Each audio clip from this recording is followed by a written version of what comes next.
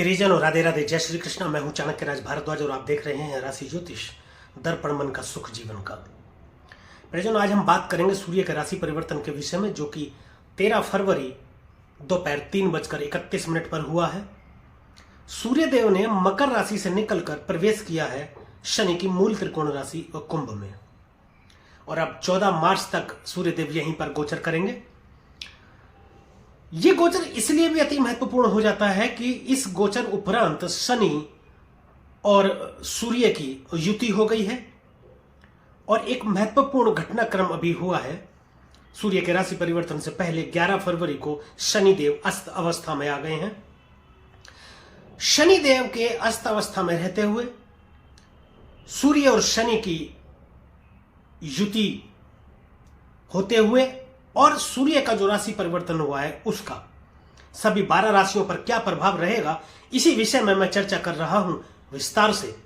और आज जिस राशि के विषय में चर्चा करूंगा वह है प्रियजनों मकर राशि।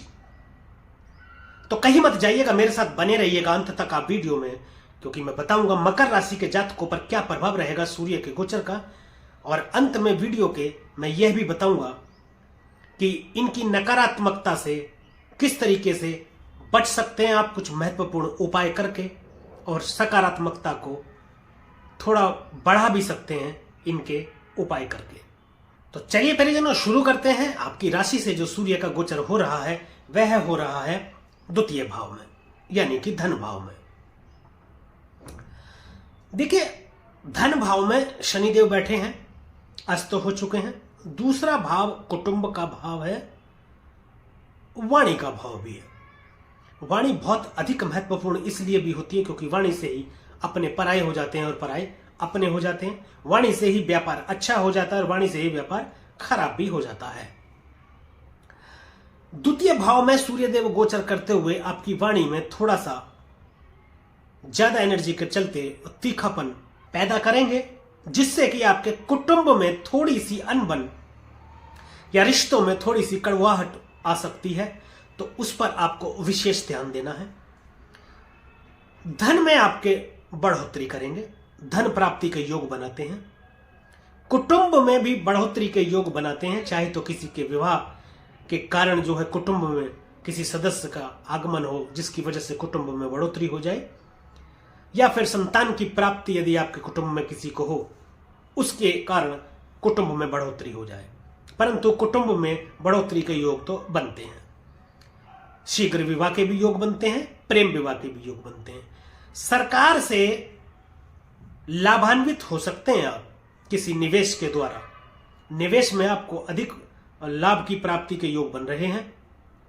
पैतृक संपत्ति के मिल जाने के भी योग बन रहे हैं।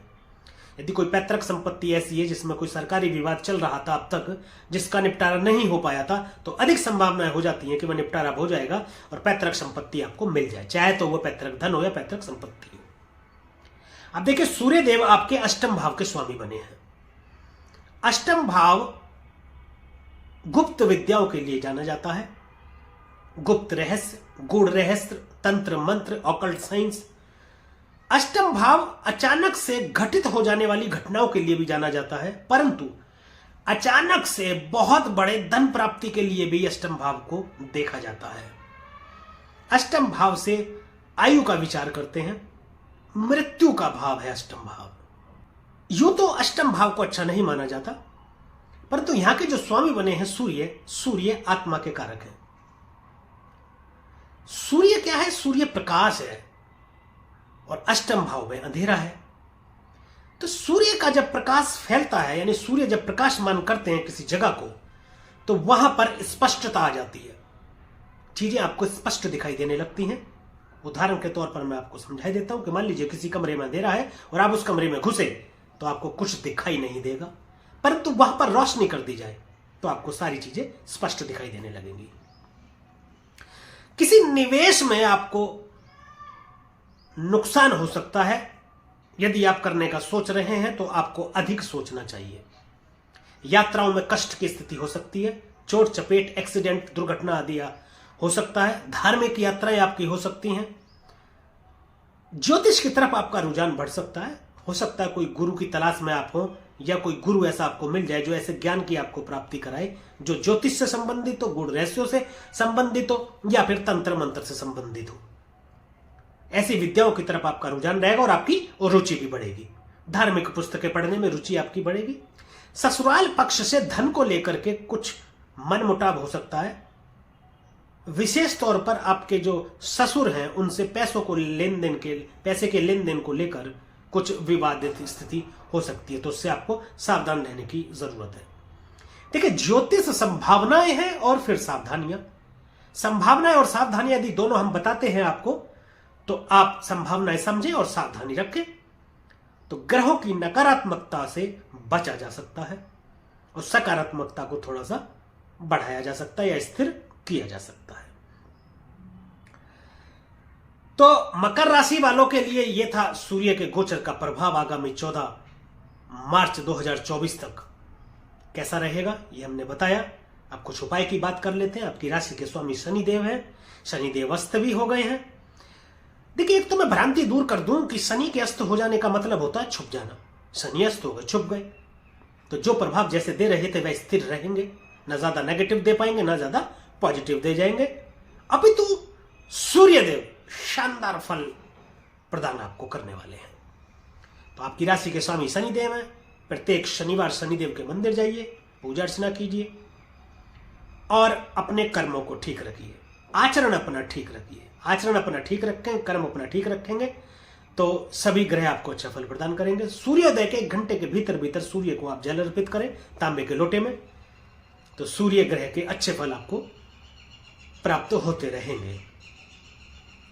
तो परिजनों, ये वीडियो आपको कैसा लगा?